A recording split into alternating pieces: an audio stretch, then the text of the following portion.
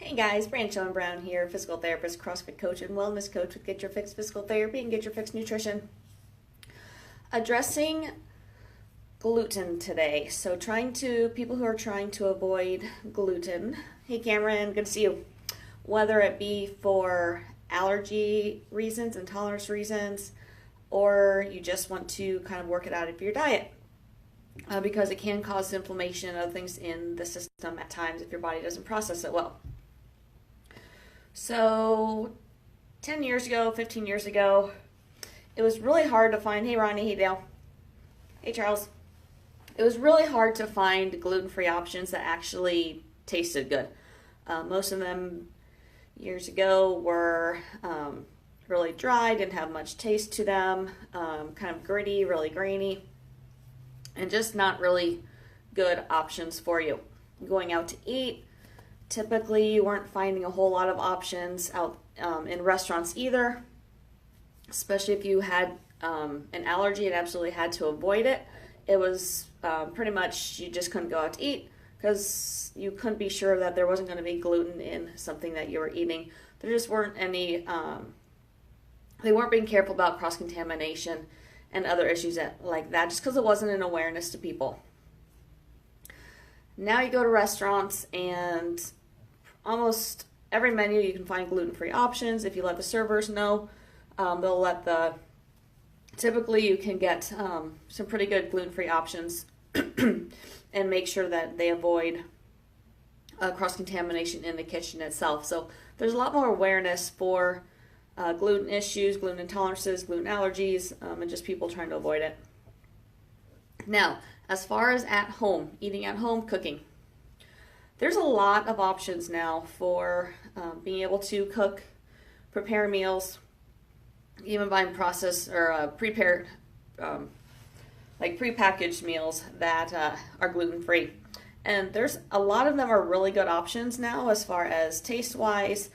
You can find some really good ones that really don't have any chemicals in them. It's just the different flours and grains that are in them. You can, like if you're looking for pasta, you can find different ones with quinoa, with corn, which I'm not a huge fan of the corn option, just because a lot of corn is GMO and it's hard to find. You really can't find the pure corn anymore, so not the greatest option there. But you can find ones made with like spinach or lentils. Those are always good options as well. So there's a lot of different ways you can get pasta in. Me personally, I tend to do spaghetti squash or zucchini spirals. Excuse me. And those usually do really well as a replacement for pasta as well. Obviously a little different flavored, a little different texture, but I personally prefer that over regular pasta now. It's not quite as heavy in my stomach, and I actually prefer that texture. But like my husband, not as much. So it is a preferential thing as far as person to person. It may be your thing, it may not be, but it is an option out there for you. Now, when thinking about breads, tortillas, that sort of thing, I actually get a one that's coconut flour and cassava flour, which is a root vegetable, that actually work really well for tortillas. You can find the corn options, obviously, that don't have gluten in them, but the cassava and coconut are usually a really good option. There are some almond flour ones out there as well, so those are pretty easy to find, especially if you have any natural food stores around, or you can go online. There's a couple different websites that you can find to order them online. And let's see what else. For breads are still a little bit drier. They do a little bit better more as warmed up, toasted, that sort of thing, than they do just flat out bread, just because they still are a little bit flakier, a little bit drier. Now for baking, almond flour is a really good substitute. Coconut flour is a good substitute. The tricky thing is with coconut flour, it can be a little bit finicky. It absorbs liquid more than almond flour does, and so with that in mind, usually you don't want to do just a straight out substitution coconut flour for regular flour. There's kind of some different things you need to do with that as far as adding more liquid, doing like a half and half sort of thing.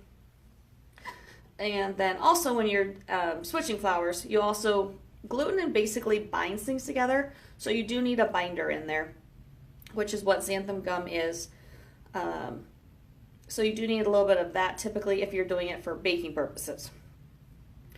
You can also find like pre-mixed packages of gluten-free flours that typically is like a rice flour, almond flour. Sometimes I'll throw another one in there, a blend, and it also already has your binder you're in there. So it's basically then it's a 1-for-1. So if you're supposed to have 1 cup flour, you just use 1 cup of these mixes, and it works out really well. I have one that I use for pancake and waffle mix, and it's very similar. It has everything in it that you need. It's just the different flour changes in there. So something for you to think about if you are trying to avoid gluten, if you want to start going that direction. Gives you some good options to look into.